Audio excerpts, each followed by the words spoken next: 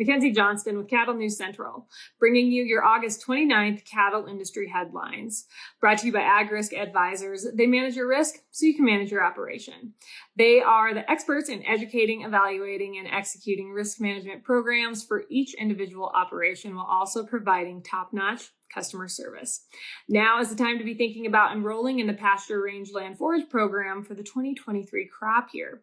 If you want to learn more about this, go ahead and reach out to my friend Alex Anea. He can set you up with a tracking policy so you can understand how the program works firsthand. AgRisk Advisors, risks averted, legacies preserved. We are also sponsored by Circle 5 Cow School. If you want to learn how to preg check your own cows or start AIing, Circle 5 Cow School is definitely the way to go.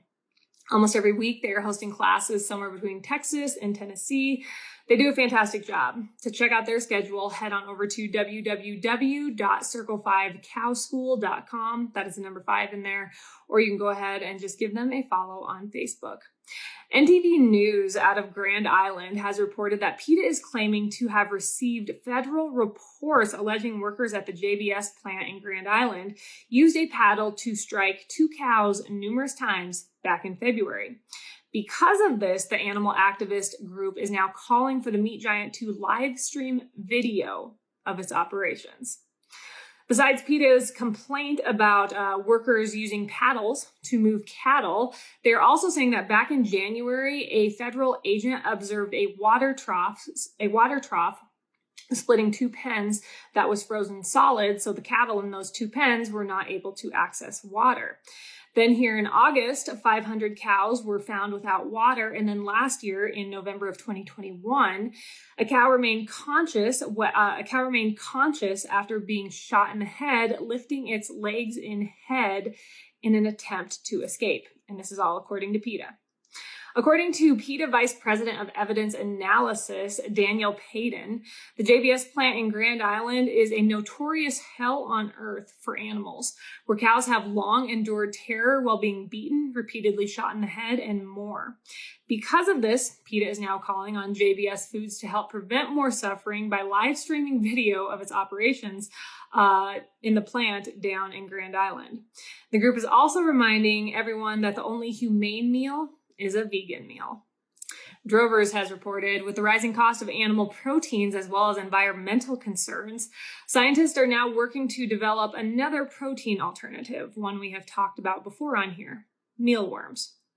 According to the Food and Ag Organization of the United Nations, over 2 billion people across the globe already consume insects as part of their diet.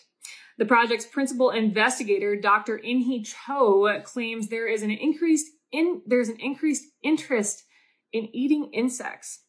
Not only are insects better for the environment and cheaper for consumers, they also contain high amounts of fatty acids, minerals, vitamins, fiber, and high-quality protein. Even though mealworms won't be taking any market share away from traditional protein anytime soon, in my opinion, Cho is hopeful that the study's results will contribute to the commercial development of meat-like savory flavorings and seasonings, and will also encourage the convenience food industry to include edible insects in their products. I'm sure those products would just fly right off the shelf. This update is also sponsored by 4T Ag Insurance, your go-to contractor for ag insurance. Colt Tritt, he is the owner and operator of 4T Ag. He is a one-man show, and he himself ranches, so he understands the livestock industry. 4T Ag, they offer LRPs on both fed and feeder cattle. They offer PRF insurance and just about any other insurance option out there. If you want to learn more, head on over to www.4taginsurance.com. Meeting Place has reported University of Oxford economists and environmental scientists have determined that an environmental tax on retail meat products could help lower greenhouse gas emissions in high-income countries. The researchers found that the average retail price of beef would need to be increased by 35 to 65% to reflect the environmental cost to produce it. Poultry prices, they would need to increase by 25%, and lamb and pork, they would need to be increased by 19%. Of course, there is extreme opposition to such a tax, but researchers claim a meat tax can be designed in ways to increase public support. One way to do this is for legislators to simultaneously combine meat taxes with other social policies. So the chance of a meat tax actually coming to fruition is just about as probable as Americans beginning to eat mealworms or grasshoppers. But it is important to be aware of all these discussions that are basically focused on cutting back on the livestock industry and agriculture as a whole.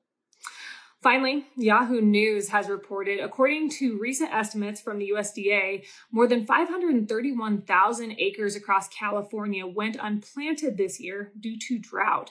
That's a 36% increase year over year. This situation, of course, will result in a downfall in crop production, which couldn't come at a worse time with food prices continuing their upward trajectory and places around the world starting to deal with food shortages. The U.S. government reported earlier this month that food at home prices increased 1.3% in July, and year over year, food at home prices, they increased a whopping 13.1%. That is all I have for you guys. I hope everyone had a great weekend. I hope you guys stayed cool. It was a warm one here in central Nebraska, and it looks like it's gonna be another hot week. You guys have a great day. I'll catch you later.